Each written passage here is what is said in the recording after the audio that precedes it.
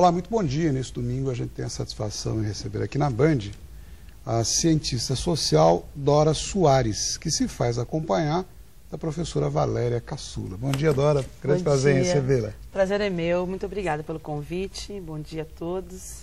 Então, o nosso propósito em convidá-la e conversar com você hoje um diálogo franco é falar sobre esse momento conturbado que a gente tem vivido no meio social em geral, especialmente quanto à insegurança pública aqui, não só na nossa região, mas fora também. Pois bem, a Dora ela é licenciada em Ciências Sociais pela Universidade Estadual Paulista, Unesp, né?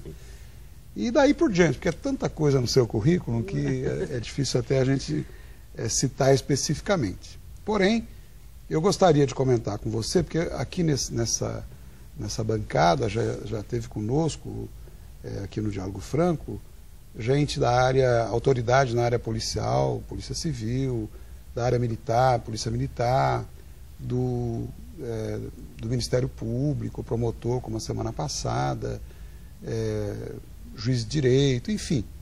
E eu gostaria de conversar com você como uma verdadeira socióloga, antropóloga e uma cientista política. Como você avalia a natureza violenta da nossa organização social, Dora?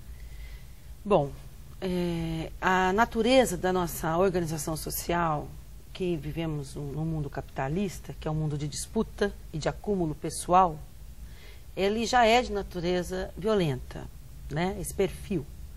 Porque você, para acumular, você tem que levar vantagem, tem que pagar menos do que vale mais, né? E tem que não dar para os outros, não socializar a riqueza. Isso coloca uma disputa nas relações, desde o início das relações sociais.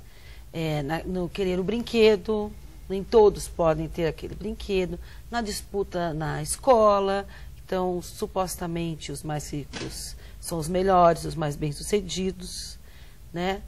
Ou supostamente também os mais bem capacitados. Então essa disputa que está inserida na nossa sociedade, na raiz das relações sociais, ela já é geradora de violência, porque não é a solidariedade, o companheirismo, hoje, o eixo das nossas relações, mas a disputa, né, a exclusão. Isso já está no nosso histórico. Me permita, por favor, uma interrupção. Ao você colocar isso, é evidente que você tem razão. Porém, por outro lado, o socialismo se mostra falido no mundo. Então, aí os exemplos que a gente vê a cada instante. O comunismo, muito mais. O Muro de Berlim já caiu faz tempo. Eu costumo dizer até que o regime comunista, que sempre pregou a sociedade igualitária, a meu ver, é uma utopia, porque na sociedade igualitária, quem vai ser o primeiro-ministro e quem vai lavar a latrina do primeiro-ministro, ou privada, se preferir. Né? Então, realmente é uma coisa difícil. Nesse sistema capitalista, democrático, como é que a gente pode consertar esses vícios que você está colocando? Bom, em primeiro, dando condições mínimas de um patamar de igualdade. É necessário um patamar mínimo de igualdade, sim, que é ter condições dignas de vida, né? Se você tem saúde digna, alimentação, moradia, você tem um patamar mínimo que você, então, pode sonhar e se realizar como indivíduo. Patamar mínimo de dignidade. De dignidade econômica e social. Então, e entre as alternativas para um mundo melhor, você se refere à necessidade de maior eficiência e responsabilidade dos serviços públicos, tá certo? Sim. É um conceito seu, você tem defendido isso. Muito. E o que significa para você cumprir esse princípio que você coloca? Olha, por exemplo, nós pagamos imposto. Então, E muito. E muito caro. E aí você não tem esse retorno do investimento público.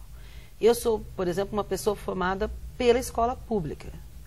Eu estudei toda a minha carreira escolar na escola pública, inclusive a universidade. É uma grande escola que é a Unesp.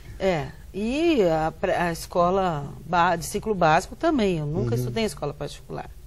Então, isso é fundamental. Você ter escola pública de qualidade, capaz de depois te formar um bom profissional. E você não tem que pagar de novo, porque a escola está paga no imposto. O que acontece na sociedade brasileira, a hora que você ganha um pouquinho mais, você paga de novo aquilo que você já tem direito. Então a gente ganha um pouquinho mais, paga escola. Ganha um pouquinho mais, paga plano de saúde, que já está pago. E muito bem pago. Então você não pode morrer em fila de hospital. Isso é uma ofensa, uma violência e uma indignidade. Você tem que ter saúde pública de ótima qualidade. E você atribui isso, essas filas todas, à incompetência e outras coisas mais dos gestores públicos? Incompetência, corrupção, imoralidade e falta de cidadania da população. De entender que você tem esse direito e deve exigir esse direito. E que não há governo possível nem democrático que não administre com dignidade aquilo que é público. Porque não é propriedade dos indivíduos que administram, é propriedade pública. E o que é público não é gratuito. Não vale dizer que o SUS é um sistema único de saúde gratuito. É público, porque está pago e é caro. Pago por todos. Então, você tem que criar essa credibilidade. Você tem que ter moradia, você tem que ter segurança, você tem que poder ir e vir qualquer hora. É isso que cria um patamar mínimo de igualdade. Para depois nós exercermos aquilo que tanto preza o capitalismo, que é a individualidade. Porque é só quando as necessidades básicas, que são as que nos igualam, estão satisfeitas, que a gente vai poder realmente exercer aquilo que nos diferencia, que é a individualidade. Dora, mas a consciência coletiva em torno desses quesitos todos que você coloca também é muito importante, né? A omissão da população acaba custando caro, de alguma forma. Muitíssimo. A gente tem, exatamente por isso que a gente tem que defender, explicar e mostrar os mecanismos de acesso, porque se é público, se está pago, então você tem que começar a exercer. Não dá para você não ser solidário à greve hoje nas universidades federais, que parece que não é com a gente, mas é. Não dá para a gente ficar silencioso frente a crianças na rua, a gente passando fome, a violência policial ou das instituições, o mau atendimento hospitalar. Isso não é com a gente, os sinos dobram por nós. Cada um que se perde aí, somos nós que nos perdemos. Atuar através do voto seria uma forma eficaz? Quando eu vou votar, eu ter consciência do que eu estou fazendo? Quando eu vou votar, eu não vou votar no indivíduo, eu vou votar num projeto. Isso é a primeira coisa que a gente tem que começar a defender. Mas precisa saber qual indivíduo defende aquele ou esse projeto. Exatamente, você tem que conhecer. Esse indivíduo faz parte de que grupo e qual o projeto que ele está defendendo. Que, na verdade, não são apresentados. Fala, eu vou fazer, mas vai fazer, não é um indivíduo que faz. É o que tem de verba somado ao grupo que ele pertence. E um programa que ele tem que registrar no cartório eleitoral e que não é tornado público. Então, a gente tem que conhecer. O eleitor tem que buscar isso, na sua opinião. Isso. E também nos mecanismos legais de participação democrática, que são os conselhos. Muito bom. Né? Eu vou pedir um minutinho de licença a todos, a gente vai para um breve intervalo e já volta com a Dora Soares. Até já.